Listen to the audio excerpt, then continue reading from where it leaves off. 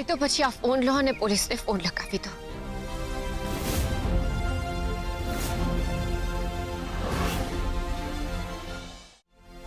બોલો ને મોટી બા, તમે શું નિર્ણય કરો છો?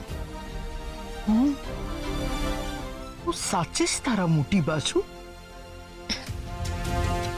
એમાં તો શંકાને કોઈ સ્થાન જ નથી અને સમય આવે સમજાઈ પણ જશે।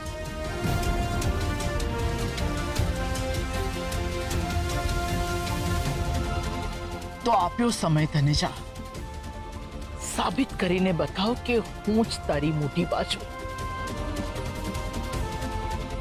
3 દિવસ આપ્યા તને, જા, અને આ 3 દિવસમાં જો તું સાબિત ના કરી શકી કે હું તારી મોટી બા છું તો તું મને ક્યારેય હેરાન નહીં કરે અને મને મળવાનો પણ પ્રયત્ન નહીં કરે।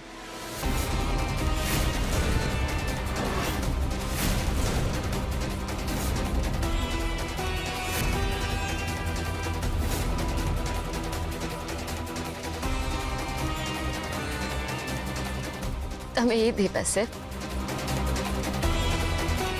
મારા માથા ઉપર હાથ મૂકીને મને આશીર્વાદ આપ્યા હતા।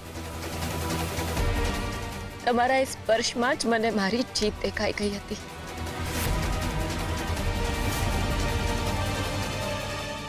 જ્યાં વડીલો પોતાના સંતાનોને પ્રેમ અને હૂંફવાળા હાથથી આશીર્વાદ આપે છે ને, ત્યાં દિવસોની ગણતરી નથી કરવી પડતી।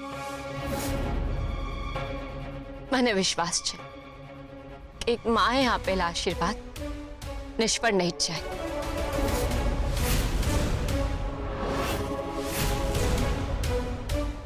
એક મિનિટ મોટી બા, જતા પહેલા તમારે મારી એક વાત માનવી પડશે। બોલ, હવે શું બાકી રહી ગયું છે? તમારે મને મળતા રહેવું પડશે। ઠીક છે, હું મળીશ તને। પણ જો અનસુયા આંટી પૂછે તો? અનસુયા વહુને હું નહીં કહું, પણ હું તને જરૂર મળીશ। પણ આ મળવા પાછળનો હેતુ ભૂલતી નહીં। તારે એ સાબિત કરવાનું છે કે હું વસુંધરા નહીં પણ કુંદન ઝવેરી ઉર્ફે મોટી બા છું। મંજૂર છે ને? મંજૂર છે।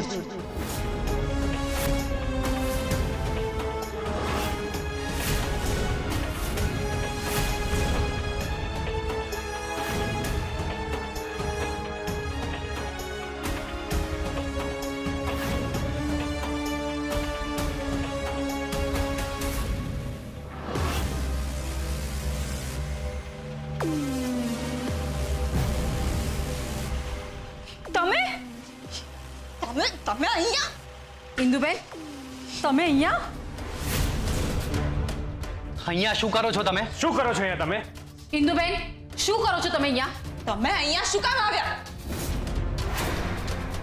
અમે તમને કહ્યું ને કે અમારે તમારી સાથે નથી રહેવું, તો શું કરવા અમને હેરાન કરો છો? અચ્છા, એટલે હું તમને હેરાન કરું છું એમ? આને હેરાન નહીં તો બીજું શું કહેવાય? એકવાર સમજાવવામાં આવશે, વારંવાર નહીં। જો સમજણ હોય ને તો સમજી જવાનું। ચિરાગ, આમ ઉગ્ર નહીં થા। અને ઇન્દુબેન, તમે અમને જામીન પર છોડાવ્યા એનો આભાર અમે વ્યક્ત કરી લીધો, અને અમારે તમારી જોડે નથી રહેવું તો જબરજસ્તી તો ના જ કરાય ને। અને આમ તમે અમારે ઘેર આવો એ યોગ્ય છે?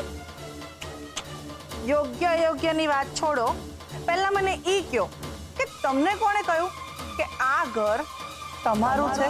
હા, આ અમારું ઘર છે। કઈ કહેવું છે તમારે? અરે ભાઈ, આ ઘર તમારું નથી। મારા ભાઈબંધે આ ઘરની વ્યવસ્થા કરી છે। એ તો તમને જે જણાવવામાં આવ્યું છે ને એ તમે બોલો છો કે આ ઘર તમારું છે, પણ ખરેખર આ ઘર તમારું નથી। હિન્દુ આંટી, એક મિનિટ ચિરાગભાઈ, તો આ ઘર કોનું છે? આ ઘર મારું છે।